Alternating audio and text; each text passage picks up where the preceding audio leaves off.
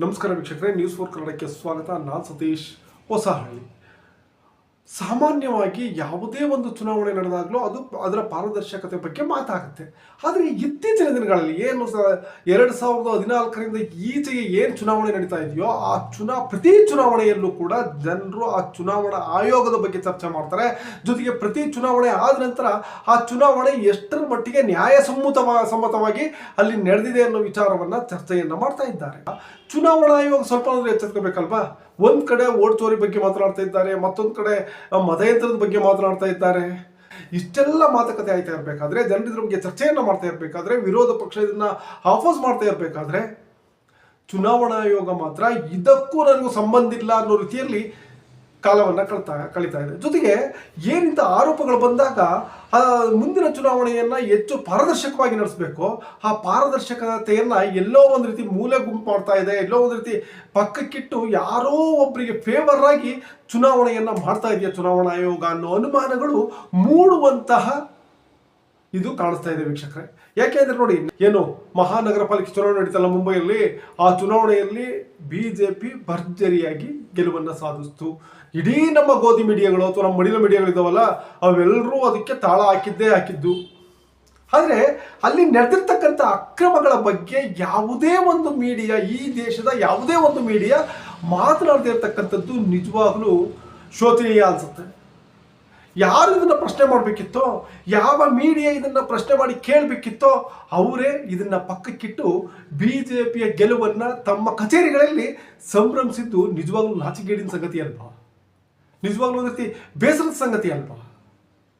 ಯಾಕೆಂದ್ರೆ ನೋಡಿ, ಈ ಒಂದು ಏನು ಅಲ್ಲಿ ಬೆಳ್ಳಿಗೆ ಆಗ್ತಾರಲ್ಲ ಶಾಯಿ, ಅದನ್ನ ನಮ್ಮ Mysuru paints and varnish private limited ಸಂಸ್ಥೆ ಇದೆಯಲ್ಲ, ಈ ಸಂಸ್ಥೆ ಪೂರೈಸ್ತಾ ಇತ್ತು. ಈ ಒಂದು ಶಾಯಿಯನ್ನು ಇಂಡಿಬಲ್ ಇಂಕಿಂದ ಮಾಡ್ತಿದ್ರು. ಇಂಡಿಬಲ್ ಇಂಕಿಂದ ಮಾಡ್ತಾರೆ. ಈ ಒಂದು ಶಾಯಿಯನ್ನು ಬಳಸಿದ್ದೇ ಆದರೆ ಅದರಲ್ಲಿ ಸಿಲ್ವರ್ ನೈಟ್ರೇಟ್ ಇರುತ್ತೆ. ಸೊ ಹಾಗಾಗಿ ಏನಾಗುತ್ತೆ ಅಂದರೆ ಆ ಶಾಯಿ ಅಷ್ಟು ಬೇಗ ಹೋಗಲ್ಲ. ಮಿನಿಮಮ್ 7 ದಿವಸ ಬೇಕು. ಒಂದು ಶಾಯಿಯನ್ನು ಬೆರಳಿಗೆ ಹಾಕಿದರೆ 7 ದಿವಸ ಬೇಕಾಗುತ್ತೆ ಆ ಶಾಯಿ ಹೋಗ್ಲಿಕ್ಕೆ. ಅದು ಕ್ಲಿಯರ್ ಆಗಿ ಹೋಗ್ಲಿಕ್ಕೆ 10ರಿಂದ 14 ದಿವಸ ಬೇಕಾಗುತ್ತೆ. ಆದರೆ ಏನು ನಿನ್ನೆ ಮುಂಬೈಯಲ್ಲಿ ನಡೆದ ಚುನಾವಣೆ ಮೊನ್ನೆ ಆಯ್ತಲ್ಲ, ಆ ಚುನಾವಣೆಯಲ್ಲಿ ಮೊನ್ನೆ ಏನು ಚುನಾವಣೆ ನಡೀತಲ್ಲ, ಆ ಚುನಾವಣೆಯಲ್ಲಿ ಬಳಸಿದ್ದು ಈ ಶಾಯಿಯನ್ನಲ್ಲ ಅಂತ ಹೇಳಲಾಗ್ತಾ ಇದೆ. ಬೆರಳಿಗೆ ಹಾಕಿದ ತಕ್ಷಣ ಆ ಶಾಯಿ ಹೋಗ್ತಾ ಇತ್ತು. ಯಾವ ಕಾರಣಕ್ಕೋಸ್ಕರ ಈ ಒಂದು ಶಾಯಿಯನ್ನು ಬಳಸ್ತಾ ಇದ್ರು ಅಂದರೆ, ಚುನಾವಣಾ ಆಯೋಗದವರು ಒಮ್ಮೆ ವೋಟ್ ಮಾಡೋದನ್ನು ಮತ್ತೆ ಪುನಃ 2ನೇ ಮತವನ್ನು ಚಲಾಯಿಸದೇ ಇರಲಿ ಅನ್ನೋ ಕಾರಣಕ್ಕೆ ಈ ಒಂದು ಶಾಯಿಯನ್ನು ಬಳಸಿ ಚುನಾವಣೆಯನ್ನು ನಡೆಸ್ತಾ ಇದ್ರು. ಆದರೆ ಈಗೇನಾಗಿದೆ, ಮೊದಲು ಮತಯಂತ್ರ ಸಮಸ್ಯೆಯನ್ನು ಮಾಡಿದ್ರು. ಮತಯಂತ್ರದಲ್ಲಿ ಮತವನ್ನು ಪರಿವರ್ತನೆ ಮಾಡಿ ಗೆಲುವನ್ನು ಕಾಣ್ತಾ ಇದ್ರು. ನಂತರ ಯಾವಾಗ ಈ ವಿಚಾರ ಮತಯಂತ್ರದಲ್ಲಿ ಪ್ರಾಬ್ಲಮ್ ಆಗ್ತಾ ಇದೆ, ವೋಟ್ ಪ್ರಾಬ್ಲಮ್ ಆಗ್ತಾ ಇದೆ ಅಂತೆಲ್ಲ ಹೇಳಲಿಕ್ಕೆ ಸ್ಟಾರ್ಟ್ ಆದ್ರು, ಹ್ಯಾಕ್ ಆಗ್ತಾ ಇದೆ ಅಂತ ಹೇಳಲಿಕ್ಕೆ ಸ್ಟಾರ್ಟ್ ಮಾಡಿದ್ರು, ಆಗ ನೇರವಾಗಿ ಮತಪಟ್ಟಿಯನ್ನೇ ಬದಲಿಸ್ತಕ್ಕಂಥ ಕೆಲಸವನ್ನ ಮಾಡಿದ್ರು. ಮತಪಟ್ಟಿಯಲ್ಲಿರ್ತಕ್ಕಂಥ ವಿರೋಧ ಪಕ್ಷದ ಫೇವರ್ ಇರ್ತಕ್ಕಂಥ ಮತದಾರರಿದ್ದಾರೆ, ಅವರ ಮತವನ್ನು ಡಿಲೀಟ್ ಮಾಡುವಂಥ ಕೆಲಸವನ್ನು ಮಾಡಲಿಕ್ಕೆ ಆರಂಭಿಸಿದ್ರು. ಇದನ್ನೇ ರಾಹುಲ್ ಗಾಂಧಿ ಅವರು ವೋಟ್ ಚೋರಿ ಅಂತ ಕರೆದ್ರು. ವೋಟ್ ಚೋರಿ ಮಾಡ್ತಾ ಇದೆ, ವೋಟ್ ಚೋರಿಯನ್ನ ಮಾಡಿ ಭಾರತೀಯ ಜನತಾ ಪಕ್ಷ ಅಭೂತಪೂರ್ವವಾಗಿ ಎಲ್ಲ ಕಡೆ ಗೆಲುವನ್ನ ಸಾಧಿಸ್ತಾ ಇದೆ ಅಂತ ಹೇಳಿದ್ರು. ಯಾವಾಗ ಇದು ಎಲ್ಲ ದೇಶದಲ್ಲಿ ಚರ್ಚೆ ಆಗಿ ಸ್ಟಾರ್ಟ್ ಆಯ್ತೋ, ಈಗ ಹೊಸದಾಗಿ ಮತ್ತೆ ಶಾಯಿಯನ್ನ ಏನು ಇಂಕಿತ್ತು, ಬೆರಳಿಗಾಗ್ತಕ್ಕಂಥ ಇಂಕಿತ್ತು, ಆ ಇಂಕನ್ನೇ ಚೋರಿ ಮಾಡುವಂಥ ಕೆಲಸವನ್ನ ಭಾರತೀಯ ಜನತಾ ಪಕ್ಷ ಅದು ಚುನಾವಣಾ ಆಯೋಗ, ಭಾರತೀಯ ಜನತಾ ಪಕ್ಷಕ್ಕೆ ಕೈ ಜೋಡಿಸಿರ್ತಕ್ಕಂಥ ಚುನಾವಣಾ ಆಯೋಗ ಮಾಡ್ತಾ ಇದೆಯಾ? ಇದು ನಿಜವಾಗ $1 ಮಿಲಿಯನ್ ಪ್ರಶ್ನೆ. ಯಾಕೆ ಅಂತಂದ್ರೆ ಯಾವುದೆಲ್ಲ ಆಗುತ್ತೋ ಅದನ್ನ ಬಿಟ್ಟು ಮತ್ತೊಂದು ಹೊಸ ಇದನ್ನ ಹುಡುಕ್ತಾ ಇದ್ದಾರೆ ಚುನಾವಣಾ. ಅದಕ್ಕೆ ನಾನು ಹೇಳಿದಂದ್ರೆ, ಹೌದಪ್ಪ, ಇಲ್ಲ ನಾವು ನ್ಯಾಯಯುತವಾಗಿ ಚುನಾವಣೆ ನಡೆಸ್ತಾ ಇದ್ದೀವಿ ಅಂತ ಮೊದಲಿಂದ ಹೇಳಿಕೆ ಬರ್ತಾ ಇದೆಯಲ್ಲ ಚುನಾವಣಾ ಆಯೋಗ, ಯಾಕೆ ಇಂಥ ತಪ್ಪುಗಳನ್ನ ಮಾಡುತ್ತೆ? ಇಷ್ಟು ವರ್ಷ ಏನು ಚುನಾವಣೆ ನಡೀತಾ ಬಂತಲ್ಲ, ಯಾವುದೇ ಚುನಾವಣೆಯಲ್ಲಿ ಅಷ್ಟು ಬೇಗ ಹೋಗದೇ ಇರ್ತಕ್ಕಂಥ ಇಂಕು, 7 ದಿವಸ, 8 ದಿವಸ, 10 ದಿವಸ, 15 ದಿವಸದವರೆಗೂ ಕೂಡ ಹೋಗದೇ ಇರ್ತಕ್ಕಂಥ ಇಂಕು ಮುಂಬೈ ನಗರ ಪಾಲಿಕೆ ಚುನಾವಣೆಯಲ್ಲಿ ಯಾಕೆ ಒಂದೇ ಕ್ಷಣಕ್ಕೆ ಹೋಗ್ತಾ ಇತ್ತು?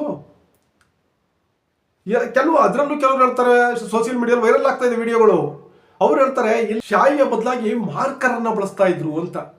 ಮಾರ್ಕರ್ ಅಲ್ಲಿ ಕೈಗೆ ಗುರ್ತಾಗ್ತಾ ಇದ್ರು, ಮಾರ್ಕರ್ ಅನ್ನ ಬಳಸಿ ಚುನಾವಣೆಯನ್ನು ನಡೆಸಿದ್ರು ಅನ್ನೋ ವಿಚಾರವನ್ನು ಕೂಡ ಮುಂಬೈನಲ್ಲಿ ಹಲವಾರು ಜನ ಸೋಷಿಯಲ್ ಮೀಡಿಯಾದಲ್ಲಿ ಈ ವಿಚಾರವನ್ನು ಹಂಚಿಕೊಂಡಿದ್ದಾರೆ ವೀಕ್ಷಕರೇ. ಪ್ರತಿಯೊಂದು ವೋಟನ್ನು ಕೂಡ ಅತ್ಯಂತ ಅಮೂಲ್ಯವಾದಂಥ ಮತ ಅಂತ ಪರಿಗಣಿಸಬೇಕಾಗುತ್ತೆ. ಪ್ರಜಾಪ್ರಭುತ್ವ ಉಳಿಬೇಕು ಅಂದರೆ ಅಲ್ಲಿ ನ್ಯಾಯಯುತವಾದಂಥ ಚುನಾವಣೆ ಆಗಬೇಕು. ಆದರೆ ನಮ್ಮ ದೇಶದಲ್ಲಿ ನ್ಯಾಯಯುತವಾದಂಥ ಚುನಾವಣೆ ನಡೀತಾ ಇದೆಯಾ? ಖಂಡಿತವಾಗ್ಲೂ ಇಲ್ಲ. ಖಂಡಿತವಾಗ್ಲೂ ನ್ಯಾಯಯುತವಾದಂಥ ಚುನಾವಣೆ ನಡೀತಾ ಇಲ್ಲ. ಟಿ.ಎನ್. ಶೇಷನ್ ಅವರು ಬರೋವರೆಗೂ ಕೂಡ ಎದುರಿಸಿ ಬೆದರಿಸಿ, ಜೊತೆಗೆ ಯಾರ ಓಟ ಮತ್ಯಾರೋ ಹಾಕಿ ಈ ರೀತಿ ಎಲ್ಲ ಚುನಾವಣೆ ನಡೀತಾ ಇತ್ತು. ಆದರೆ ಟಿ.ಎನ್. ಶೇಷನ್ ಯಾವಾಗ ಎಲೆಕ್ಷನ್ ಕಮಿಷನರ್ ಆಗಿ ಆಯ್ಕೆ ಆದ್ರಲ್ಲ, ಅಲ್ಲಿಂದ ಮುಂದಕ್ಕೆ ಆದಷ್ಟು 2014 ಕೂಡ 2014 ಚುನಾವಣೆ ಆಯ್ತಲ್ಲ, ಮೋದಿ ಅವ್ರು ಗೆದ್ಕೊಂಡ್ರಲ್ಲ, ಅಲ್ಲಿವರೆಗೂ ಕೂಡ ಚುನಾವಣೆ ನ್ಯಾಯಯುತವಾಗಿ ಪಾರದರ್ಶಕವಾಗಿ ನಡೀಲಿಕ್ಕೆ ಆರಂಭ ಆಯಿತು ನಮ್ಮ ದೇಶದಲ್ಲಿ. ಆದರೆ 2014 ನಂತರ ಚುನಾವಣೆ ಅಕ್ರಮಗಳು ಸ್ಟಾರ್ಟ್ ಆದವು 2014ರಿಂದ. 2014ರಿಂದ ಇಲ್ಲಿವರೆಗೆ ಗೆದ್ದಂಥ BJP ಗೆದ್ದಿರ್ತಕ್ಕಂಥ ಇತಿಹಾಸವನ್ನು ನೋಡ್ಲಿಕ್ಕೆ ಹೋದ್ರೆ ಪ್ರತಿ ಚುನಾವಣೆಯಲ್ಲೂ ಒಂದಲ್ಲ ಒಂದು ಗಿಮಿಕ್ ಮಾಡಿರ್ತಕ್ಕಂಥದ್ದು, ಒಂದಲ್ಲ ಒಂದು ಅಕ್ರಮವನ್ನು ಮಾಡಿರ್ತಕ್ಕಂಥದ್ದು. ಈಗ ನೋಡಿದರೆ ಮುಂಬೈ ಮಹಾನಗರ ಪಾಲಿಕಾ ಚುನಾವಣೆಯಲ್ಲಿ ಶಾಹಿಯನ್ನು ಕೈಗಾಗ್ತಕ್ಕಂಥ ಶಾಹಿಯನ್ನೇ ಬದಲಾಯಿಸಿ ಚುನಾವಣೆ ಅಕ್ರಮವನ್ನು ನಡೆಸಿ ಅಲ್ಲಿ ಗೆಲುವನ್ನು ಸಾಧಿಸಿದೆ ಅಂತ ವಿರೋಧ ಪಕ್ಷದವರು ಹೇಳ್ತಾ ಇದ್ದಾರೆ ವೀಕ್ಷಕರೇ. ಸೊ ಇದಕ್ಕೆ ಸಂಬಂಧಪಟ್ಟಂತೆ ನಿಮ್ಮ ಅನಿಸಿಕೆ ಅಭಿಪ್ರಾಯಗಳನ್ನು ಕಮೆಂಟಲ್ಲಿ ತಿಳಿಸಿ. ವಿಡಿಯೋ ಇಷ್ಟ ಲೈಕ್ ಮಾಡಿ, ಶೇರ್ ಮಾಡಿ, ತಪ್ಪದೆ ಚಾನಲ್ ಸಬ್ಸ್ಕ್ರೈಬ್ ಮಾಡಿ. Thank you.